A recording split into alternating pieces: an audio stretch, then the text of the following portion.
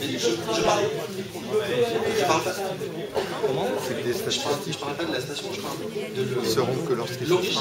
C'est-à-dire que si je viens, par exemple, de... Excusez-moi. Oui, c'est des points qui sont vraiment importants sur le... Je demande de ne pas interrompre la présentation pour que les questions soient groupées après, notamment les questions de compréhension. Dans l'explication générale, il n'y a pas d'enquête, comme vous le dites, il n'y a pas d'enquête des futurs usagers puisqu'on ne les connaît pas pour l'instant. Alors donc, justement, soit on joue au dé tous les origines destination, on considère qu'on va jouer au pif, et le bon sens, c'est d'utiliser des enquêtes, de sites équivalents, et les sites les plus proches sur lesquels on a des données, c'est le site de la Défense, qui nous donne déjà une première approche. Deuxième point très important, sur cette répartition 80-20%, pour nous l'enjeu, c'est pas de savoir que quelqu'un vienne de Marne-la-Vallée ou de Saint-Denis, peu importe. Le vrai enjeu, c'est est-ce que les deux stations sont capables d'accueillir les flux. Le vrai enjeu, il est là, il n'est pas de savoir si les gens viennent d'une commune ou d'une autre. Donc l'objectif qu'on a eu avec la RATP, c'était de regarder si on fait évoluer cette part, jusqu'à quelle partie, jusqu'à quel volume on peut accepter à Nanterre-Préf et jusqu'à quel volume on peut accepter à la Défense.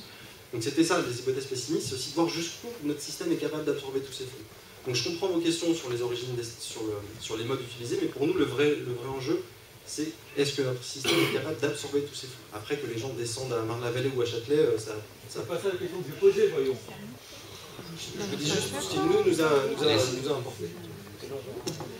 Donc, lorsqu'on regarde les stations, alors je ne sais pas pour ceux qui sont fond de la salle, mais on a la nouvelle sortie qui est en train d'être construite sur les terrasses de Nanterre-Préf, la sortie actuelle au niveau de Carillon, et puis en orange ici, la sortie de la Défense. Lorsqu'on regarde l'offre de transport à la Défense, comme je vous l'ai dit, on a les deux RER, le métro, le tramway, le train de Saint-Lazare et le bus, et puis à Nanterre, on a les deux branches du RER A et la branche qui retourne évidemment vers Paris. Lorsqu'on regarde en distance, pour aller à la Défense, depuis la sortie du stade, on a environ 750 mètres. Pour aller à la sortie du stade jusqu'au Carillon, c'est 540 mètres. Et pour aller jusqu'à la nouvelle sortie, c'est 670 mètres. Donc, la distance, l'écart, il n'est pas si important que ça. Oui, on a un écart, on a une centaine de mètres de plus, mais on n'est pas sur un rapport de 1 à 10. Ça, c'est le premier point. Le deuxième point, c'est que pour des questions de sécurité publique, de sécurité des espaces, on a préféré flécher à la sortie du stade, de dire les transports en commun, si vous voulez sortir du stade, vous voulez prendre les transports en commun, c'est par là, c'est la Défense.